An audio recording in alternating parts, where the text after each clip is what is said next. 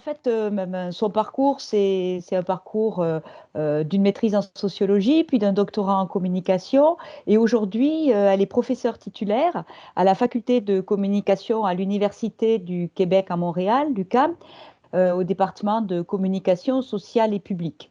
Alors, en tant que chercheur, elle est rattachée à la fois au GRICIS, à l'UQAM, où elle dirige un axe qui s'appelle Culture et médias, et au CRIEM de l'Université McGill.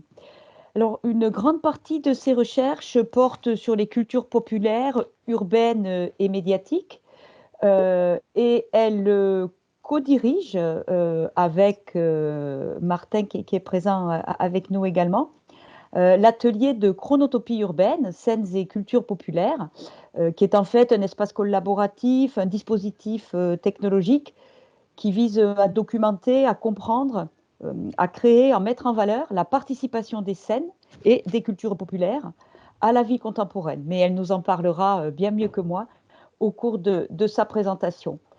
Euh, Au Centre de recherche interdisciplinaire en études montréalaises, dont le crime de McGill, elle travaille principalement sur deux projets qu'elle porte. Un qui parle, qui traite, qui s'intéresse aux nouveaux services d'intermédiation numérique, en voyant le lien avec les transformations du secteur audiovisuel au Canada et au Québec. Et le deuxième sur les mutations des industries de la culture et des communications à l'ère numérique. Alors, pour conclure, je voudrais mettre en avant trois de ces publications qui montrent que les thèmes qu'elle va traiter aujourd'hui sont anciens dans sa problématique et dans son parcours. La première publication date de 2010, L'histoire et la culture comme levier de développement urbain à Montréal sur le quartier de l'histoire, le quartier du Vieux-Montréal. Le deuxième, qui est donc un chapitre d'ouvrage avec une collègue, Danielle Racine, qui traite de la médiation culturelle, provoquer des rencontres et faire participer les citoyens, donc dans un ouvrage qui s'appelle Vivre ensemble à Montréal, épreuves et convivialité. Et le dernier, permettez-moi un peu d'immodestie, mais c'est parce que j'ai eu beaucoup de plaisir à l'écrire avec elle. C'est un article qui va paraître suite à un colloque et qui va s'appeler, enfin l'ouvrage s'appelle Design dans la cité, nouvelle manière d'appréhender la conception. Et nous avons donc écrit un texte qui s'appelle Transformer la ville par le design, la rencontre de l'expérimentation, de la créativité et de la participation citoyenne. Alors, je te laisse la parole, Anouk, pour nous présenter ta réflexion sur la mise en spectacle de la ville à partir de tes travaux sur les cultures off à Montréal. Au plaisir de t'entendre tout de suite. Merci beaucoup d'abord de me recevoir, mais de nous recevoir le projet et les collègues avec lesquels je travaille. Merci pour la présentation. Je vais partager mon écran. Donnez-moi juste une petite seconde. Est-ce que vous voyez bien l'écran? Oui, c'est parfait. OK. Alors, le projet que je vous présente, c'est un projet qui est financé en fait par le Conseil canadien de la recherche en sciences humaines, que je co-dirige avec mon collègue Martin Lucier, qui est professeur au même département que moi et à la faculté. Le projet s'intitule « Les cultures off à Montréal, culture populaire et transformation de la ville contemporaine ». Dans ce projet que nous débutons, mais qui est un projet qui profite d'un budget substantiel sur 4 ans, ce que nous visons à faire, c'est de comprendre le mouvement off. Je pourrais préciser tout à l'heure ce qu'on entend par off, évidemment. Le mouvement off, donc, comme processus de fabrique et de mise en valeur de la ville. Nous voulons documenter ici un objet complexe, le off, qui se reconfigure constamment par des assemblages contingents articulés les uns aux autres et ultimement au contexte de la ville, comme je vous en parle dans une petite minute. Par là, nous espérons répondre au double défi de la compréhension des transformations culturelles urbaines d'un côté et aussi des processus culturels actuels.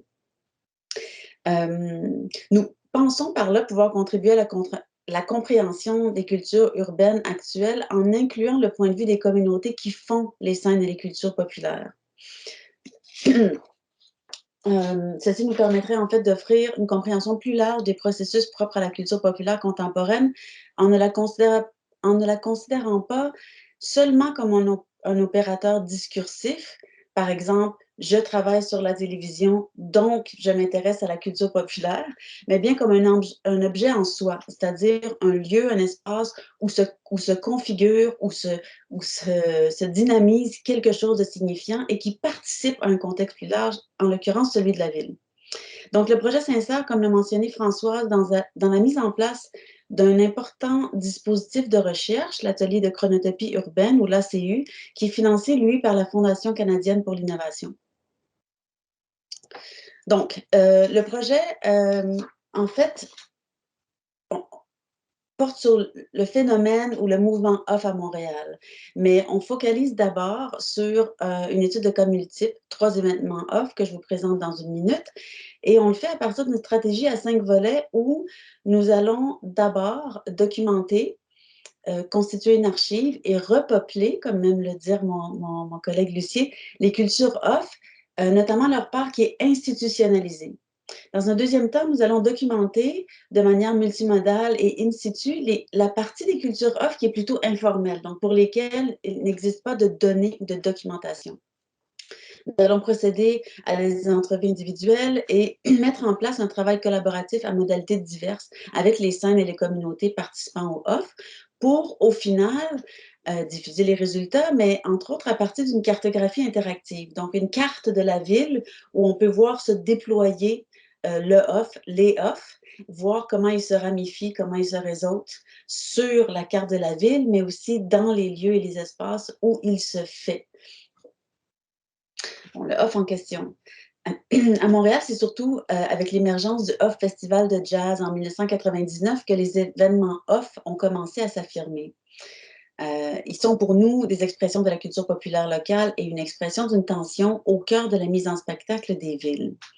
Mais le off, ce n'est pas une notion ou un concept consacré, comme vous le savez, il n'y a pas beaucoup de littérature sur le sujet. Cependant, celle qui existe fait le lien définitif entre le off et la gentrification, le off et la production de l'espace, le off et l'urbanisme, le off et les enjeux de la production de la ville. Et donc, on plonge là-dedans d'une manière où c'est délibérément que nous avons choisi de ne pas définir le off d'emblée avec trop de précision, alors que l'expression est au cœur du projet, parce que nous voulons voir justement comment il se construit, comment il s'articule à la ville, comment il se configure et comment il se déploie. Donc, on ne voulait pas le précadrer, le limiter en quelque sorte. Bon, le off en question, évidemment, c'est pas juste à Montréal que ça se passe, c'est dans plusieurs villes, c'est-à-dire où on s'aperçoit que les gouvernements et les pouvoirs locaux prennent conscience de la valeur et intègrent de plus en plus les scènes off dans un discours de la ville sur la ville qui invoque la créativité, l'innovation, la différence et la tolérance. Les cultures off sont en partie pour nous, mais je pense en général aussi des cultures alternatives, souvent informelles et éphémères, constituantes des cultures populaires urbaines.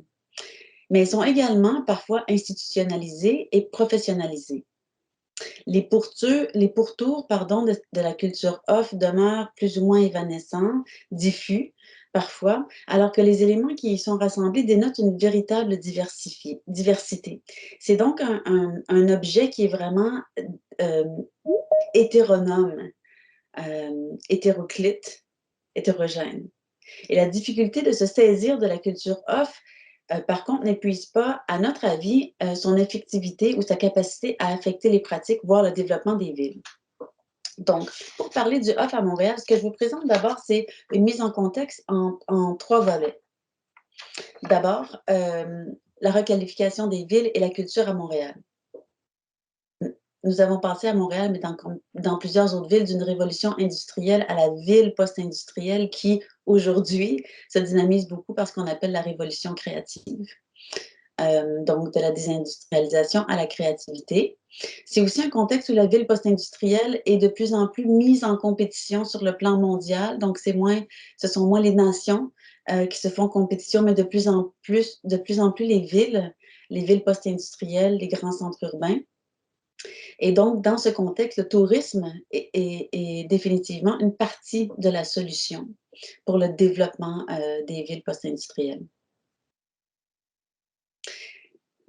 Donc, la ville de Montréal, dans ce contexte-là, et depuis quelques décennies, elle est largement animée par de grands événements et des festivals. Ayant perdu, disons, sa place de ville industrielle par excellence au Canada, elle doit se réanimer, se réimaginer par le biais d'une mise en valeur symbolique et d'une production, diffusion, d'une attraction culturelle. La culture est donc, et les grands événements, les moteurs de sa vie économique et de sa mise en valeur symbolique. L'essor festivalier de Montréal, qui joue un grand rôle dans cette dynamique de requalification de la ville, débute dans les années 70. La forme du festival s'impose tranquillement et devient centrale à partir de la fin des années 80, alors que c'est au courant des années 90 que les festivals s'imposent comme forme de production culturelle plus largement en Occident. Au cours de cette période, un nombre considérable d'événements ont été créés et mobilisent cette forme.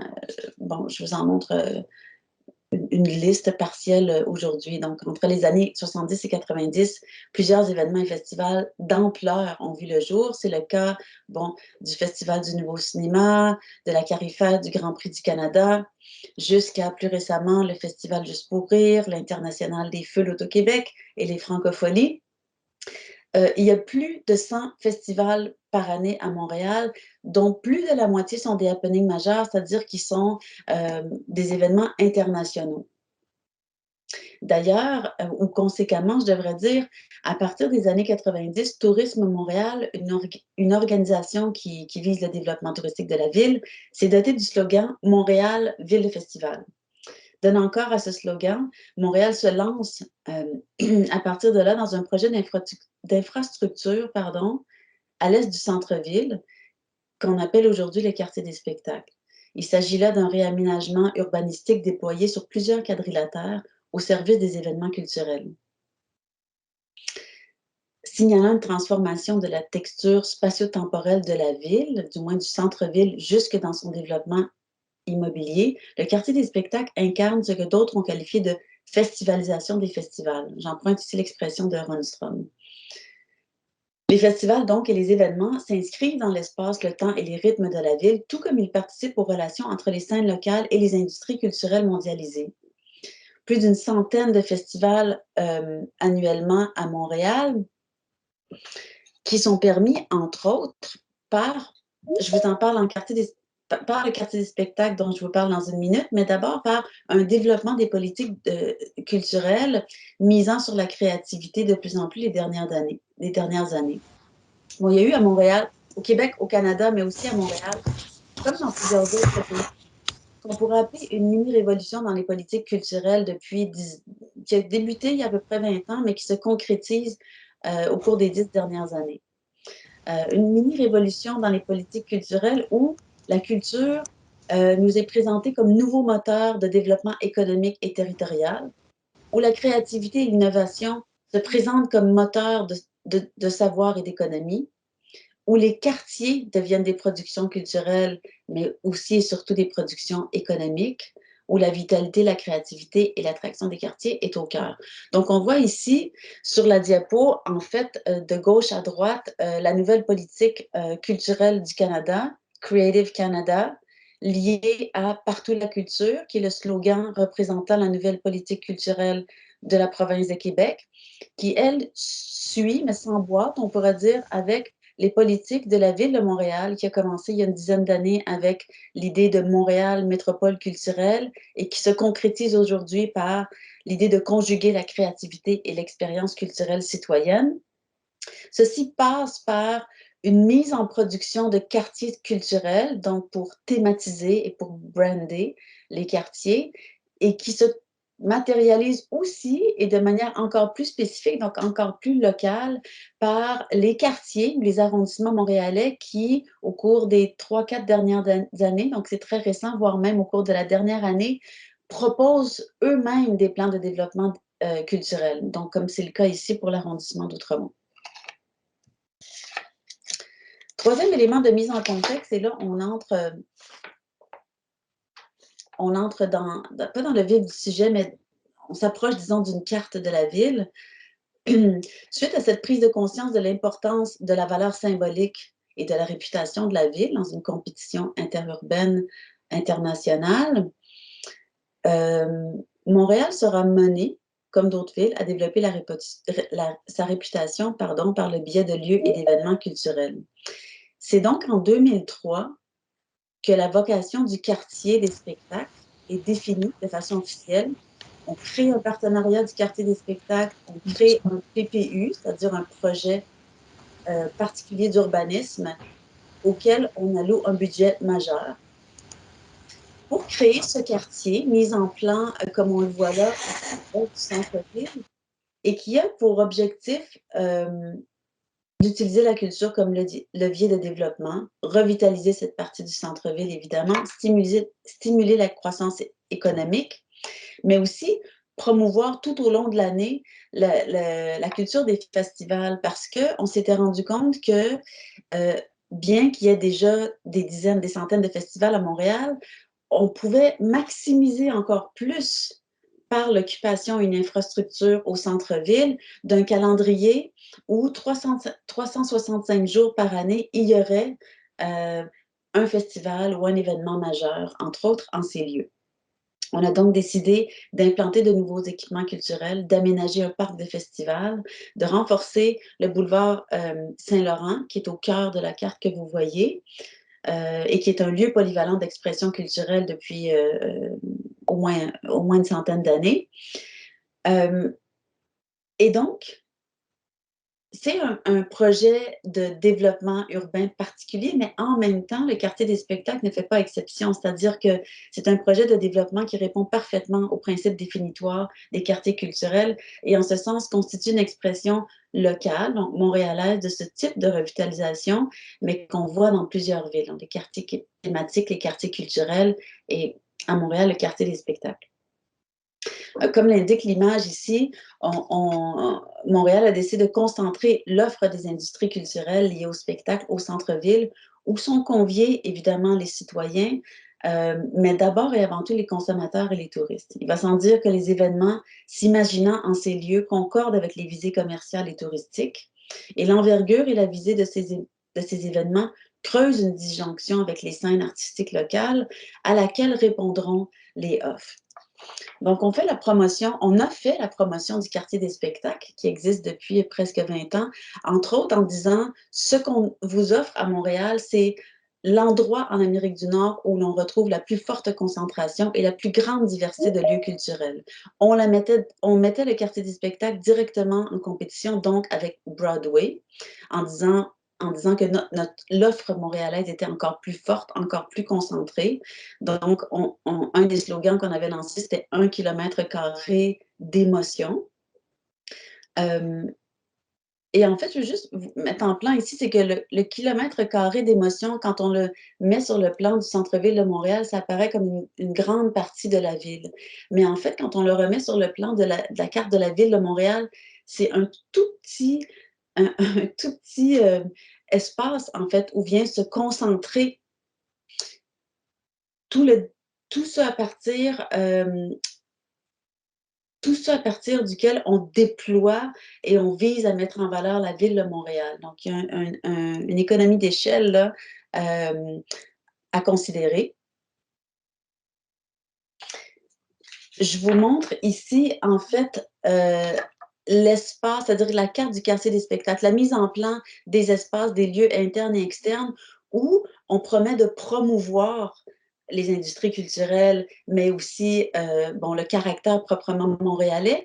Et en fait, cette image-là, pour moi, m'apparaît, fait apparaître, je devrais dire de manière assez évidente, l'idée de promouvoir la culture locale, mais surtout de la contenir. Par des espaces que les urbanistes ont nommé des espaces conteneurs, c'est-à-dire des espaces qui sont à modalités diverses, mais qui concentrent et qui contiennent néanmoins dans ce petit kilomètre² d'émotion tout ce que Montréal aurait à offrir. Bon, au moment de la création du quartier des spectacles, certains artistes, je vous en montre un exemple, commençaient déjà à prendre conscience qui avait un jeu d'exclusion. Et donc, on proposait un peu de manière pince sans rire des cartes postales ou des affiches. Là, en fait, ce que je vous présente, c'est une carte postale qui circulait au centre-ville où on proposait une révision et une résémantisation des lieux du quartier des spectacles. Donc, c'est la carte des non-lieux où sur le kilomètre carré d'émotion se trouve aussi toute une vie et une vitalité culturelle qu'on ne met pas sur la carte officielle du quartier des spectacles.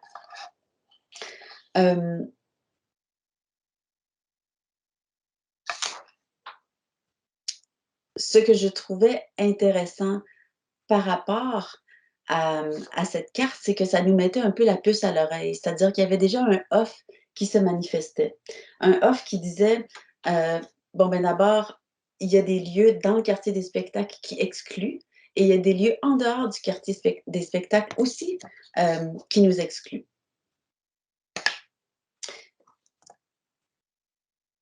Donc, le off se manifeste tranquillement, mais de plus en plus, de manière évidente au cours des 10 dernières années, et se présente, excusez-moi, le off se présente comme manifeste à la vitalité locale et à la diversité dans la créativité. Parce que, bon, de New York à Berlin, d'Amsterdam et à Genève, les scènes artistiques off s'imposent comme des acteurs essentiels de la vie culturelle des villes. L'intégration des scènes artistiques off en général dans les politiques urbaines et la mise en scène des événements off deviennent des outils de promotion de la diversité et de la créativité pour les villes. C'est connu. Bon, là, je tire cette citation-là des travaux d'Elsa Vivant, mais d'autres chercheurs aussi ont mentionné. La scène off, loin d'être un phénomène de marge isolé du reste de l'œuvre culturelle, en fait, participe à la construction de représentation de la ville et peut devenir, comme certaines scènes culturelles locales, comme le dirait Will Straw par exemple, tant un élément clé de l'image que de l'expérience de la ville. Ainsi, au-delà de la construction d'infrastructures ou d'incitations fiscales et dans la logique des villes créatives, l'innovation, dans la logique des villes créatives, les villes travaillent leur image de marque en proposant des événements de grande envergure, une programmation culturelle soutenue, des quartiers thématiques, mais aussi des espaces branchés, des quartiers authentiques, des événements et des scènes off qui augmentent leur attractivité et qui augmentent l'idée d'un certain caractère ou d'une authenticité locale. Au Québec, les événements off se sont multipliés au cours des 15 dernières années, j'ai déjà mentionné. Pensons par exemple au Off Igloo, au Off 375e de Montréal, au Festival Off de Québec, au FOC Off, au Off Festival de Sherbrooke, au Festival Off de Québec, au Petit Off, au Off Festival des Casteliers, et je pourrais en nommer des dizaines d'autres. Les événements off donc tendent à incarner de nouveaux rapports à la création culturelle, au lieu et au public, et transforment le champ culturel de la ville. Puisant à même les logiques sous-tendant ces événements, la culture off, parce que à partir d'une série d'événements off se crée ce qu'on pourrait appeler une culture off, qui se présente aujourd'hui sous la bannière de la diversité, de la décolonisation, de la créativité et de l'innovation, s'éloignant des logiques contestataires radicales à l'endroit d'une culture dominante et institutionnelle, et de plus en plus dans une dynamique de complémentarité et de volonté de s'intégrer, de s'ajouter à cette mise en valeur de la ville. Donc, dans son sens le plus général, le off se traduit par le choix et la présentation de contenus différents, plus libres, en émergence, audacieux souvent, donc différents des canons dominants, des modes de gestion différents aussi, et des façons de vivre et de pratiquer l'art de manière distincte. L'off se présente à partir et dans des lieux qui ne sont pas les lieux les plus officiels, et s'offre à des publics autres, des publics plus défavorisés, moins habitués, des publics en dehors des circuits traditionnels et avec des identités beaucoup plus éclatées ou marginales. Il se présente en marge des normes et des structures de gestion, donc des gestions alternatives, et destinées à des artistes et des cultures marginales, marginalisées ou qui font partie de la relève ou de l'émergence à Montréal. Donc, être off, c'est être en marche, nécessairement. C'est se positionner aussi en porte-à-faux des grandes institutions. Et oui, c'est une manière de survivre, disait la co-directrice du Off TA, du Off Transamérique, ce festival des arts vivants émergents dont la 10e édition se présentait sous le thème « Petit guide pour survivre ensemble ». Être off, disait Jasmine Catudal, c'est utiliser autrement les choses déjà en place, sans suivre dans le gros paquebot des institutions. C'est rester le petit zodiaque qui peut rapidement changer d'idée, qui peut être malléable, flexible, ouvert. Bon, quels sont les 3 événements off à partir duquel on déploie notre projet? Je vous les présente rapidement. Le Off Jazz, d'abord, qui pour nous se présente comme un cas offrant une dynamique d'opposition au grand festival. C'est aux côtés du festival de jazz, un des plus vieux et des plus grands festivals montréalais, une proposition qui tient d'une faction d'irréductibles musiciens, quelque peu dissidente, et qui tentait de combler ce qu'elle considère comme une lacune dans l'organisation officielle. Elle émane de musiciens locaux, elle émane en 99 d'ailleurs, qui, en créant le Off Festival, voulaient proposer un événement se tenant en même temps que le grand frère, que le grand festival, en même temps, pourquoi? Pour présenter justement de manière matérielle et palpable dans la ville et des fois dans les mêmes lieux, une offre qui s'opposait à l'offre officielle, chose qui a obtenu un tel succès critique que des petits off ceci et off cela naissent à gauche et à droite dans la ville depuis ce temps-là. Pour les musiciens impliqués dans la création du Off Jazz, l'événement est nécessaire pour pallier à une diminution de l'importance et de la considération du grand festival envers les artistes locaux, ainsi qu'à la tendance récente envers des formes musicales plus populaires, voire commerciales. Parce que le grand festival, d'une part, tablait de plus en plus sur des stars internationales, et d'autre part, des stars internationales qui n'étaient pas nécessairement des stars du jazz. Donc, vu cette ouverture-là, une commercialisation à outrance du grand festival, on offre en opposition au même moment et parfois dans des mêmes lieux le Off Festival de jazz. Deuxième cas qui fera partie de notre étude, le Off Transamérique ou le Off TA, qui lui nous propose une dynamique de complémentarité par le bas. Ce sont les communautés locales, les réseaux d'artistes de Montréal qui ont proposé cet événement-là en 2007, qui est une manifestation artistique annuelle créée aux abords du Festival Transamérique, un festival de création contemporaine consacré à la danse et au festival et au théâtre, fondé en 1985 sous le nom Festival de théâtre Transamérique. Le OFTA est, lui, un festival voué à la jeune création d'avant-garde surtout, et la jeune création d'avant-garde en art vivant. C'est à la disparition du Festival international de nouvelle danse et la disparition du volet Nouvelle scène du Festival du théâtre des Amériques qu'une grande partie de la communauté artistique se retrouve sans tribune, et de là, l'idée du OFTA émerge.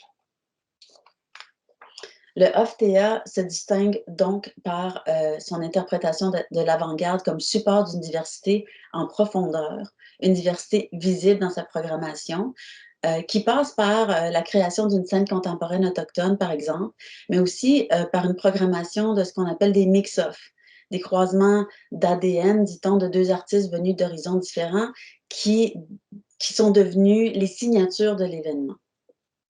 Troisième cas de figure dans notre étude, le ZooFest, qui est en fait le Off juste pour rire ou le Off just for laugh, qui se présente comme une dynamique de complémentarité, mais cette fois-ci à l'initiative des industries du divertissement, à l'initiative plus concrètement du géant, on pourrait dire du géant juste pour rire, qui fait partie d'une industrie de l'humour, qui est une des industries culturelles les plus importantes du point de vue économique au Québec, en passant. On a donc le Festival Juste pour rire a donc embauché la coordonnatrice du Fringe d'Édimbourg, qui, elle, a piloté la mise en place du ZooFest en 2009. On avait en tête un événement cultivant une niche pour le public et un bassin de recrutement de la relève qui s'anime par le ZooFest, mais qui vient nourrir aussi le grand festival. On offre donc un festival, par le ZooFest, un festival alternatif multidisciplinaire, un festival de la découverte, ce qui est différent du grand festival. Et il se propose le ZooFest dans de plus petites salles, permettant une plus grande proximité avec le public et favorisant la prise de risque. Le ZooFest souhaite dès ses débuts s'afficher comme l'événement par excellence pour découvrir le meilleur de la scène émergente. Pas juste l'humour, mais il y a un mélange là entre l'humour et la danse, humour et théâtre, impro, comédie et musique, le tout avec une touche de burlesque. Bon, de manière générale et à partir de la documentation qu'on a pu mettre ensemble jusqu'à date, il y a certaines pistes plutôt que des analyses finales, pistes que je vous présente. D'une part, la décentralisation géographique et artistique, ben, elle est déjà manifeste dans ce que j'ai dit, mais elle s'exprime encore plus, je pense, par la carte que je vous présente ici. C'est-à-dire que nous avons d'un côté le quartier des spectacles, le petit rectangle mauve à gauche, qui présente l'étendue, si on peut dire, des lieux dans lesquels se tiennent les grands festivals. Et nous avons à droite la spatialité, on pourrait dire la spécialité aussi des off festivals, c'est-à-dire qu'il est beaucoup plus étendu sur la carte de Montréal. On pourrait ajouter, c'est ce qu'on est en train de faire en fait, à partir des programmations des festivals off, aller mettre sur la carte tous les lieux qui lui appartiennent pour étendre donc la spécialité ou la territorialité des off festivals. J'ai mis en plan ici une carte pour vous montrer de manière assez sommaire ce que ça peut donner. La dynamique spatiale, bon, s'exprime dans les cartes, mais elle s'exprime aussi par le type de lieu. Les terrains vagues, des friches, des hangars et autres espaces industriels désaffectés sont souvent les refuges des cultures off et de la programmation des événements off. Leur caractère éphémère contribue à la valorisation symbolique et à l'exotisme, on pourrait dire, de ces événements-là. Elle représente ou valorise le détournement artistique et l'usage temporaire de l'espace qu'il propose et suggère une expérience singulière aux citadins en participant à l'écriture d'un nouveau, on pourrait dire, d'un nouveau script ou d'un nouveau discours sur la ville, d'un nouveau script ou d'un nouveau discours sur des espaces qui ne sont pas officiellement ou qui n'avaient pas été jusque-là des lieux qualifiés comme étant des espaces pour des événements culturels. Il y a, quand on regarde les programmations des événements off, définitivement des lieux dans des espaces qui sont excentrés, parfois même commerciaux. Il y a un réseau de bars aussi, non pas complètement underground, mais pas complètement touristique non plus. Un réseau de petites salles de spectacle et non de ces grands lieux conteneurs ou les lieux des grandes institutions que j'ai montrés plus tôt. Le poids du local, bon, en fait, ici, ce dont je vais vous parler, c'est dans la programmation des off festivals. Bon, il y a une image ici de la programmation du off jazz. La place des artistes locaux est beaucoup plus importante. En fait, comme je l'ai mentionné tout à l'heure, la place des artistes locaux ne prend pas assez de place, selon les scènes culturelles et artistiques locales, dans la programmation des méga et des grands festivals. Et donc, en fait, si l'off festival existe, c'est justement parce qu'il y a un problème qui perdure depuis plusieurs années. Ces événements-là, les méga-festivals, sont largement subventionnés par l'État, les États, en fait, provinciaux et fédéraux, alors qu'ils n'offrent plus ou pas de créneaux convenables aux jazzmen, mais on pourrait dire aux artistes d'ici. À ces artistes éblouissants, on dirait la communauté locale, à ces groupes puissants qui continuent d'épater les auditoires, mais qui échappent aux programmateurs des grands festivals. Et donc, l'idée voulant que le off festival de jazz, comme les autres offrent une programmation plus méticuleuse, une image plus précieuse de la culture locale, sont récurrentes dans les médias. On a fait et on est en train de compléter d'ailleurs une couverture de la presse portant sur les off festivals.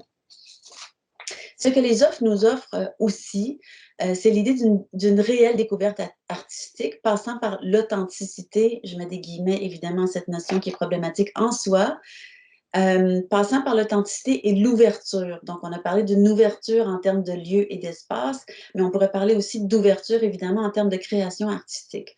Donc, les off cherchent à mettre en valeur le talent et la créativité locale, tout comme l'esprit de découverte, et ils cherchent une relation différente avec leur auditoire, soit une relation d'accessibilité et et de proximité. Selon cet argument, en fait, la présence des stars internationales ainsi que des artistes provenant des genres considérés comme commerciaux constitueraient des signaux d'une volonté de plaire à un large public.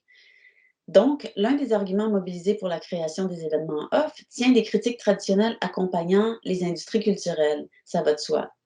Mais reprenant le discours de l'authenticité, l'argument suggère aussi que les industries culturelles auraient un effet néfaste pour les arts qui se mesurerait à l'onde de la commercialisation, donc la taille d'un public, les profits et les commanditaires, les entreprises derrière les événements sont d'autant plus d'éléments mobilisés comme preuve à charge dans l'articulation art-commerce.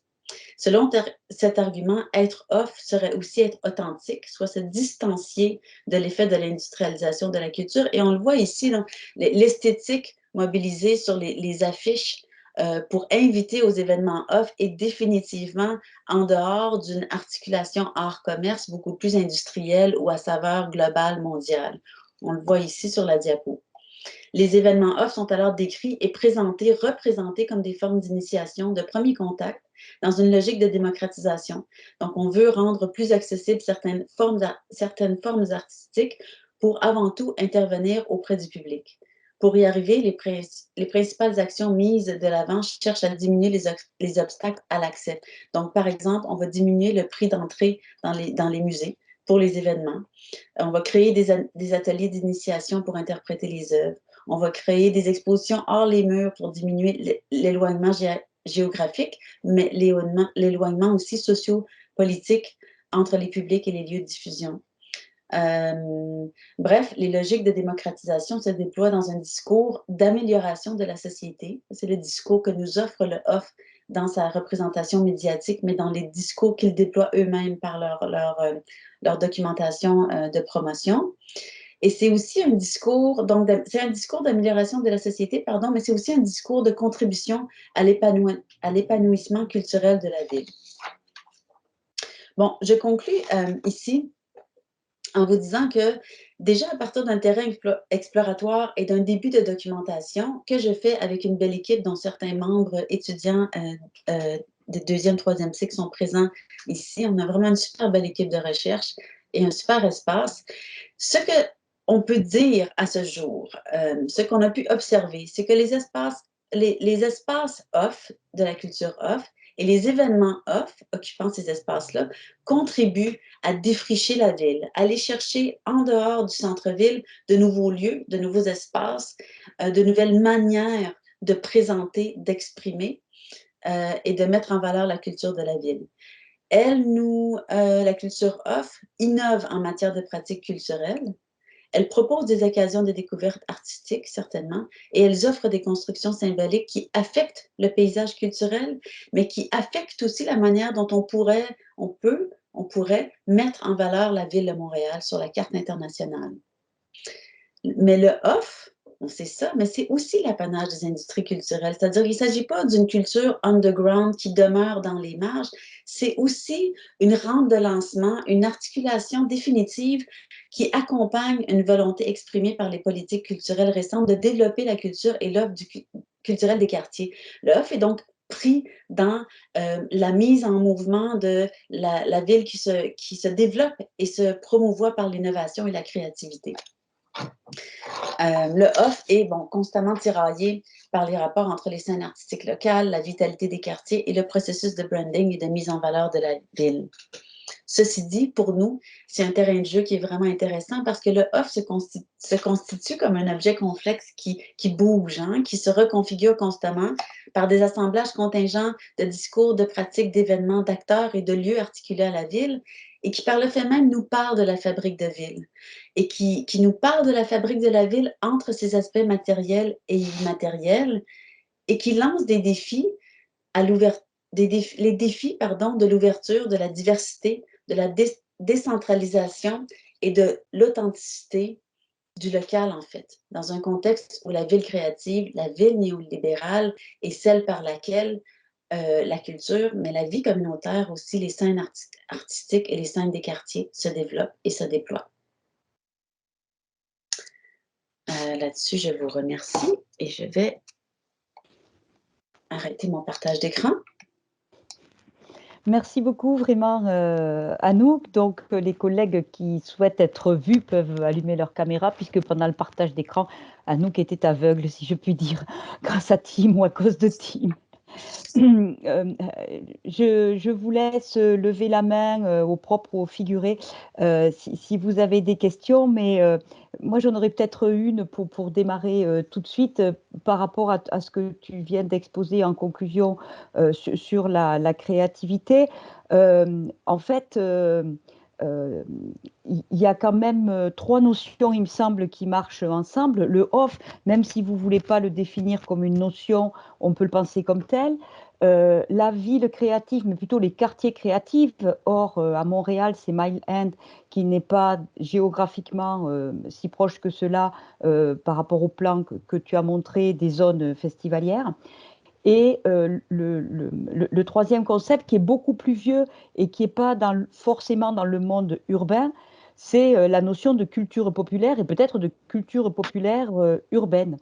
Donc, je voudrais savoir si, selon toi, la culture populaire urbaine a sa place et est pertinente dans le contexte des quartiers ou des villes créatives. Oui, alors c'est ça qui est intéressant parce que le moment où le off se déploie et s'impose aujourd'hui, Martin, Lucie, tu ajouteras si tu veux, c'est le moment où se déploie aussi l'idée de la ville créative. Et donc, le Myland, par exemple, comme vous l'avez mentionné, Françoise, qui est le quartier par excellence technocréatif qui est mis en valeur à Montréal, c'est aussi un lieu central des événements off. Donc, il y a quelque chose entre la culture de la créativité qui vient mettre en lien un entrepreneuriat créatif, certes, qui se développe avec l'appui de nouvelles politiques culturelles. Donc, mettre en lien cet entrepreneuriat créatif-là avec la créativité locale.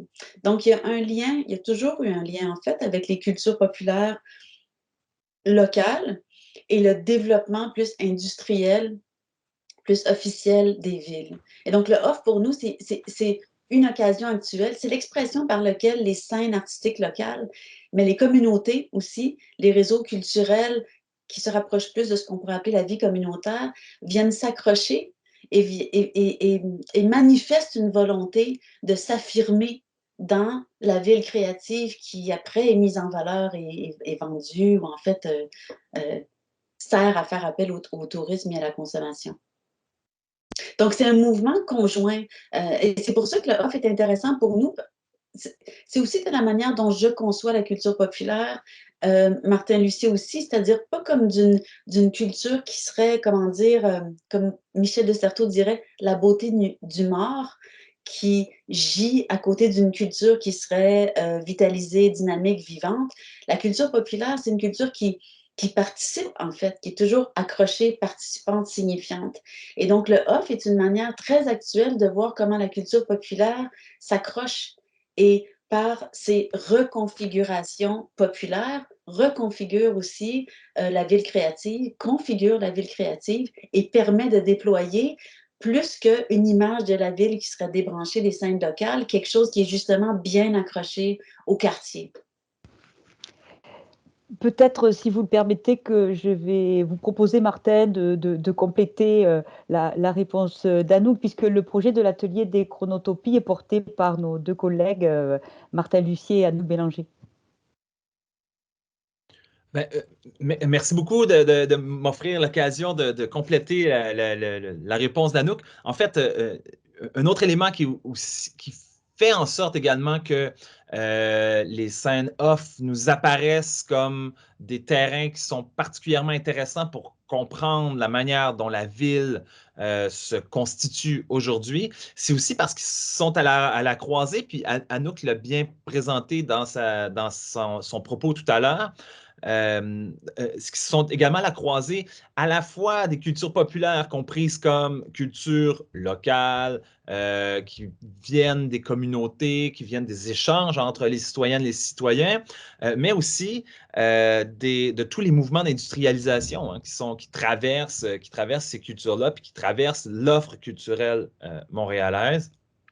C'est à la fois un milieu qui nous permet de comprendre justement la manière dont les scènes culturelles, on les appelle off pour l'instant, mais les scènes culturelles off se déploient, mais aussi une manière de parler aussi des nouveaux marchés, de la manière dont les industries culturelles développent également des nouveaux marchés et des nouvelles manières, on pourrait dire, de présenter la ville. Donc, il y a à la fois les deux choses qui se produisent avec le off, ce qui rend empiriquement cette recherche-là vraiment intéressante pour nous. Merci beaucoup. Je me permets une deuxième question en attendant que les collègues se manifestent. Qu'est-ce que vous faites du on? Parce que c'est difficile. Enfin, nous, on a peu d'exemples en France et l'exemple royal avignonnais, le off, c'est institutionnalisé, mais le off est né du on. Et le on, maintenant, bénéficie d'une partie du public, de la notoriété du off. Donc, que faites-vous du on? Alors, ce que le off fait du on, en fait, je commencerai par ça, c'est l'idée que le on, les grands événements, profitent déjà de la machine économique, on pourrait dire, et infrastructurelle des grandes industries culturelles, et profitent en plus de larges subventions gouvernementales, donc montréalaises, québécoises et nationales. Il y a des subventions aux grands événements, au festival ici, qui sont des subventions vraiment substantielles. Donc, le on n'a pas besoin d'aide, si on peut dire, pour fonctionner. Et donc, le off, comment dire, le discours du off, c'est un peu de dire un instant, dans le on qui, ben, on pourrait voir comme une lumière, là, une manière de mettre un projecteur, de braquer un projecteur sur une vitalité culturelle. Le off vient dire, ben, il faut ajouter à ça. Il faut diversifier ça parce que le on, par volonté prioritaire de faire recette, en fait, roule sur une recette qui, elle, vient réduire un peu les marges de ce qui pourrait être donné à voir. Et donc, le on est vu comme une machine qui pense évidemment d'abord et avant tout au profit, qui passe par la culture, mais qui n'a pas les objectifs de développer, déployer, mettre en valeur nécessairement la culture. Et donc, le on doit s'accompagner d'un off pour s'assurer de cette part-là d'une machine, si je peux m'exprimer ici, d'une machine plus générale de mise en valeur et de développement de la culture locale. Merci beaucoup. Est-ce qu'il y a des questions parmi les participants, les auditeurs? Sinon, moi, j'en ai encore beaucoup, mais je ne veux pas du tout monopoliser la parole.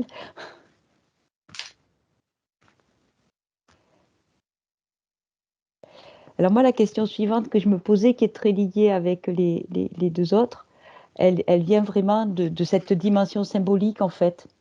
La dimension symbolique, elle est extrêmement forte et elle est fondamentale dans les industries créatives, dans les villes créatives et les quartiers créatifs, puisqu'elle est porteuse de notoriété qui va pouvoir être monétarisée et à la fois soutenir le développement économique du territoire et en même temps des projets qui peuvent se faire sur le territoire au bénéfice de ceux qui y vivent, de ceux qui y passent, de ceux qui le visitent, etc. Et donc, elle participe vraiment énormément à la fabrique de la culture, à la fabrique de l'image, à la fabrique des villes. Et quelle est finalement la dimension ou la valeur symbolique. Alors, je ne vais pas répéter de la culture populaire urbaine, mais de l'engagement des acteurs du off, de la vie publique oui, de la vie publique qu'un festival peut générer. Donc, comment est-ce qu'on fait le lien entre les aspects matériels, concrets, presque que je rattacherai aux industries de la culture dans certains cas, et cette dimension symbolique que je rattacherai plus volontiers aux quartiers ou aux villes créatives. Oui, mais ce qui est intéressant notamment avec le off, c'est que ça s'inscrit tout à fait dans le déploiement de la ville néolibérale. Donc, si j'ajoute une dimension d'économie politique à la discussion, c'est-à-dire que la ville qu'on appelle néolibérale, qui est aussi la ville créative en quelque sorte, en tout cas c'est comme ça beaucoup pour Lyon, ça l'est aussi pour Montréal, c'est une ville qui doit se faire innovante dans son offre, entre autres culturelle. Ça passe par des espaces, des lieux et des pratiques différentes. Et où on va chercher ces espaces, ces lieux et ces pratiques différentes-là, ce sont dans les quartiers dits créatifs. Et les quartiers dits créatifs sont les quartiers qui capitalisent sur une mise en valeur symbolique qui est celle des scènes artistiques qu'on pourrait appeler off aujourd'hui. Donc, il y a un lien définitif entre l'économie politique de la ville néolibérale aujourd'hui et la valeur apportée par ces scènes-là. Donc, je réponds en partie à ta question en disant ça, mais c'est ça qui nous intéresse aussi parce que la chaîne que je viens de nommer, c'est un terrain où se tiraillent en fait des valeurs symboliques de l'innovation artistique en propre, mais aussi, comment dire, les chemins contradictoires entre la promotion de scènes artistiques locales et la volonté d'appropriation, la mise en valeur des artistes de la relève, mais le développement d'un public de niche aussi. Et donc, c'est ça qui est intéressant, c'est qu'on a un terrain où se tiraillent à la fois des pratiques culturelles et artistiques qui sortent de l'underground, mais qui nous amènent jusqu'à, très concrètement, comment s'organise, se déploie la ville créative et donc la ville néolibérale aujourd'hui. C'est l'intérêt aussi du projet, c'est de tracer cette longue ligne entre les cultures historiques populaires de Montréal et la ville créative qui est une expression assez peu originale de la ville néolibérale aujourd'hui, de la ville post-industrielle. Merci beaucoup. Jean-Yves Toussaint, qui est l'équivalent du directeur du LABEX, a une question.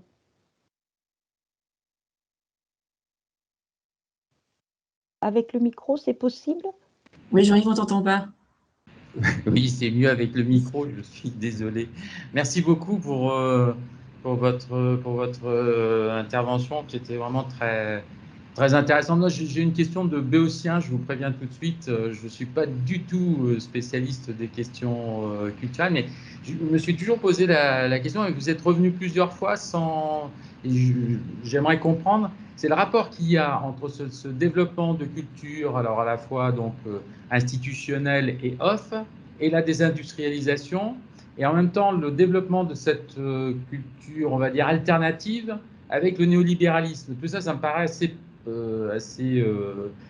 comment dire, assez paradoxal. Est-ce que vous pourriez revenir dessus sur, justement, parce que vous parlez de la fabrique urbaine, et je suis toujours un peu gêné d'entendre des cultures populaires que, d'après ce que vous dites, seraient quand même relativement associées à cette culture néolibérale ou à la créativité. Et voilà, si vous pouvez nous en dire deux mots pour nous éclairer, parce que, par exemple, à Lyon, on a quelques soucis de cet ordre-là sur la gestion des friches urbaines, sur des alternatives qui apparaissent alternatives et qui semblent être nourrir beaucoup le néolibéralisme, etc. Donc, voilà. Bon, peut-être que c'est une question stupide, hein. Je m'en excuse par avance. En fait, non, pas du tout, parce que c'est mon intérêt, c'est celui, je pense, de Martin Lucier vis-à-vis des cultures populaires, c'est-à-dire de les considérer justement comme des objets complexes où il y a beaucoup de contradictions. Il ne s'agit pas d'un discours simple et homogène d'opposition ou de résistance. Il s'agit là d'un terrain qui est compliqué et souvent contradictoire. Donc, ça le rend particulièrement intéressant. Là où les cultures populaires s'amènent, pour revenir donc au début de votre question, dans la ville post-industrielle, et pour le dire très simplement, c'est qu'à partir du moment où, à Montréal, mais ça explique pour les autres villes aussi, à partir du moment où à Montréal, la ville a perdu le titre de métropole industrielle par excellence au Canada, il a fallu trouver des manières de s'imaginer et de se mettre en valeur, c'est-à-dire de continuer à attirer investisseurs, développement immobilier, touristes, consommateurs, etc. Et donc, de plus en plus, la culture, et donc la culture locale, est devenue un moteur par lequel on développait l'économie et on développait le territoire. Donc, ce qui, à partir des années, ici, 2005, très concrètement, à partir des années où on a confirmé cette rencontre fructueuse et improbable entre l'économie et la culture, mais en fait qui avait toujours été là dans les villes, l'économie culturelle, c'est devenu d'ailleurs un champ de recherche incroyable avec ses revues, etc. L'économie culturelle maintenant est le moteur des villes. Et donc, dès que ça s'est mis en place, les termes d'innovation et de créativité sont devenus comme des essais peut-être tellement pratiqués que, comme vous l'avez bien souligné, on entend des discours contradictoires, mais en fait, sont devenus les termes les plus utiles, les plus évidents pour accrocher la créativité ou la création, les scènes culturelles locales, à une mise en valeur symbolique, au travail de l'économie culturelle. L'innovation et la créativité, c'est parfait parce que ça nous parle autant des scènes underground artistiques, de ce qui se fait à Montréal et ce qui ne se fait pas ailleurs. Et ça nous parle en même temps de la façon dont la fabrique de Montréal se fait et qui se fait pareil partout ailleurs. Et c'est ça qui est intéressant, c'est que c'est un mouvement qui est à la fois singulier et complètement homogène d'un point de vue local. Oui, c'est contradictoire. C'est contradictoire que les lieux en friche se présentent comme étant quelque chose de l'ordre d'un exotisme urbain qui existe seul à Montréal, mais en fait, ça existe partout de la même façon. Et donc, c'est justement ce chemin-là qu'on s'est donné comme mot avec notre équipe de recherche, les chemins de tiraillement qui nous intéressent et qu'on essaye de mettre en place sur une carte. Ça répond à votre question en partie, plus, j'espère. Ce qui est intéressant dans ces chemins-là, c'est qu'il y a tout un travail de développement qui se fait de plus en plus rapide et actif du gouvernement local de la Ville de Montréal pour appuyer le développement, dit-on, des quartiers, mais qui, par le biais, vient dire appuyer le développement de cette culture à l'innovation et de cette culture de la créativité qui n'est plus du tout, au final, celle des quartiers. Donc, il y a plein de chemins de contradiction qui sont autant politiques, économiques que culturels et qui sont vraiment intéressants de venir, je pense, fouiller.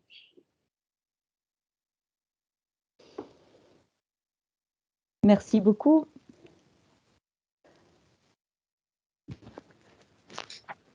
Alors, je vois qu'il y a d'autres questions. Il faut juste que je trouve qui. Il y a M. Bouhamran. Oui, tout à fait. Allez-y Oui. pour poser votre... Oui, vous m'entendez là? Oui, on vous oui, entend. bonjour et merci pour cet exposé-là. Et je suis moi aussi, donc c'est scientifique, je suis très loin je vais dire de ce domaine-là, mais néanmoins, je suis très content d'avoir assisté. Et puis, bon, la question qui m'anime un petit peu, parce qu'il y a des mots qui sont utilisés, et quand je me mets du côté du québécois, c'est tout à fait des mots que je peux prononcer simplement et puis que je comprends en profondeur. Et par contre, moi, donc, quand je me situe de ce côté-là, c'est complètement différent. Parce que quand on parle du quartier créatif, en même temps, on va aller un petit peu en profondeur et parler de la communauté communautaire. C'est-à-dire, voilà, on arrive vraiment donc aux habitants et puis aux viviers humains qui habitent donc ces quartiers-là et qui deviennent vraiment source de créativité. C'est parce que aussi, peut-être, l'espace dans lequel elle bouge, il est aussi inspirant. Et dans ce cas-là, il y a quelque chose qui prend corps. Chez nous, dire communautaire ou communauté, ça n'a pas le même sens.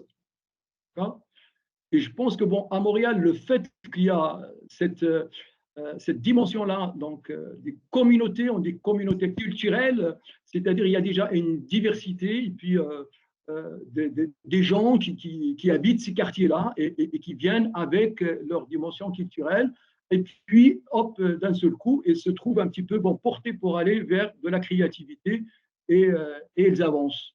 Et comment vous voyez-vous, par exemple, notre quartier, parce que moi je le vois quartier, c'est un petit peu, c'est comme si c'est cartésien, quelque chose qui est, il y a le quartier, hein, d'accord, c'est des espaces. Mais vous dites quartier, mais derrière c'est communauté, communautaire, un potentiel culturel. Quoi. Oui, en fait, Nous espérons travailler sur les deux, c'est-à-dire les quartiers dans le sens d'un espace sur une carte qui vient avec des politiques, des budgets, une histoire, etc. Mais aussi ce que vous avez appelé un vivier humain, c'est-à-dire une histoire là, de relations culturelles, de rapports entre les gens.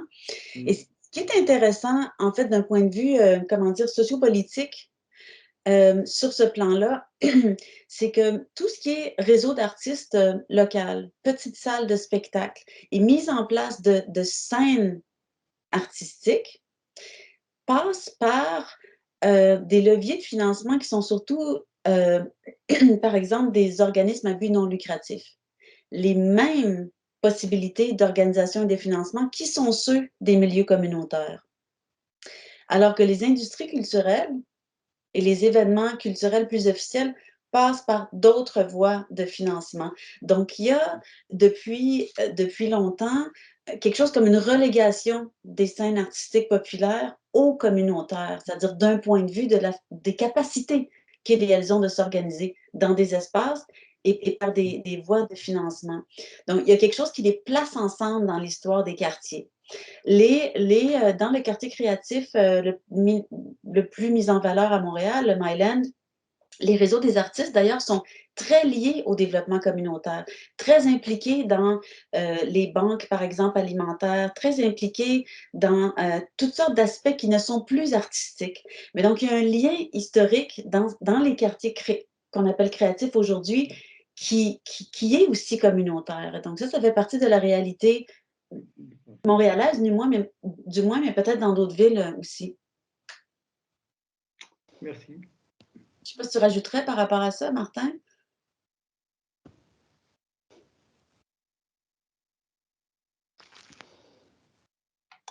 Merci pour la question, en tout cas, parce que c'est pas évident.